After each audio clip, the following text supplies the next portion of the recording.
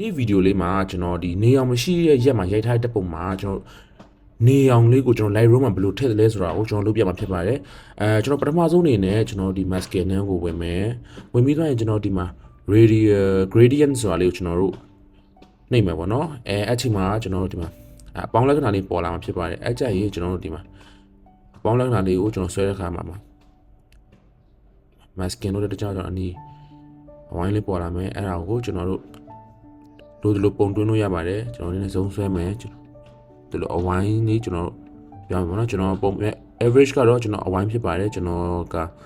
အရင်တုံးထားတဲ့ဥစ္စာကြောင့်ပေါ့နော်ကျွန်တော်ပြီးရင်ကျွန်တော်ဒီနေအောင်ဒါ hash ဖြစ်တာမျိုးလိုချင်လားနည်းနည်း soft ဖြစ်တာလိုချင်လားကိုကျွန်တော်ဒီအတွင်းနဲ့ဟာနဲ့ပေါ့နော်ဒီပြက်အတွင်းနဲ့ပိုသေးသွားလေဒီပြက်နာကနူးညံ့လေပေါ့နော်ကျက်ပိုကျက်သွားလေဒီအလင်းကြတဲ့နှုံကပိုပြီးမှကျန်းလေပေါ့နော်အဲ့တော့ကျွန်တော်ကတော့နူးနူးလေးကြတာပဲကြိုက်တဲ့အတွက်ကြောင့်ကျွန်တော်ထဲအကွင်းကိုကျွန်တော်တေးထားတယ်ပေါ့နော်ပြီးရင်ကျွန်တော်ဒီသပင်နဲ့ဒီနောက်ဖက်ချမ်းလေးကိုကျွန်တော်cinematic sensor လေးပေါ့နော်နေအောင်ကြတာကိုလုတ်ချင်တဲ့အတွက်ကြောင့်ကျွန်တော်ဒီသပင်နောက်ဖက်ချမ်းကိုကျွန်တော်ထပ်ထားတယ်ပြီးပြီဆိုရင်ကျွန်တော်တို့ဒီမှာကာလာမှာကျွန်တော်တို့နေအောင်ဆိုတဲ့အတိုင်းကြောင့်ကျွန်တော်ပုံတော့မှာအဝါလိုနေတယ်ပေါ့နော်နေအောင်ကြတယ်ဆိုတော့ကျွန်တော် saturation မှာမဟုတ်မတိုင်ခင်ကျွန်တော်ဒီ temperature လေးကိုကျွန်တော်တင်လိုက်မယ်ကျွန်တော်ဒီမှာလောလောဆယ်ကြည့်လိုက်တော့အရင်များသွားတယ်လို့ခံစားပါမယ်ဒါကျွန်တော်ပြီးပြန်ပြီးဟောလို့မှာပါဒီ saturation ရတဲ့လောက်တင်တာကြစ်လေးဖြစ်အောင်ပါပြီးပြီဆိုရင်ကျွန်တော်တို့ဒီမှာ okay ကျွန်တော်တို့ဒီ highlight ကိုတင်မယ်ကျွန်တော်တို့ highlight ကို20လောက်တင်လိုက်မယ် okay ပြီးနောက်တစ်ခုကတော့ပုံမှန်လေးလုံးဝနေလင်းအောင်တကယ် proper လေးကြာလို့ဖြစ်အောင်ကျွန်တော်ဒီမှာ dehaze လေးကျွန်တော်ကစားမယ်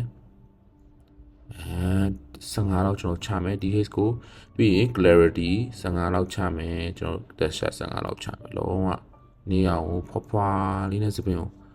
နူးညံ့ညံ့ကြတဲ့ quality လိုချင်တယ်ပြီးရင်ကျွန်တော် contrast လေးကိုကျွန်တော် file လောက်ပါလေးတင်မယ် okay ကျွန်တော်ဒီမှာဆိုရင်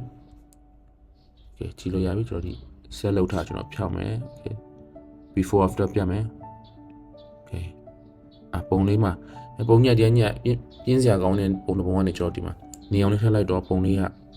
နည်းနည်း cinematic semi ကြိုလုံးလေးလည်းပိုကြွလာမယ်အဲ့လိုမျိုးလိုချင်တယ်ဆိုရင်တော့ကျွန်တော်ဒီပုံစံတိုင်းလေးကျွန်တော်လိုက်လုပ်ကြည့်လို့ရပါတယ်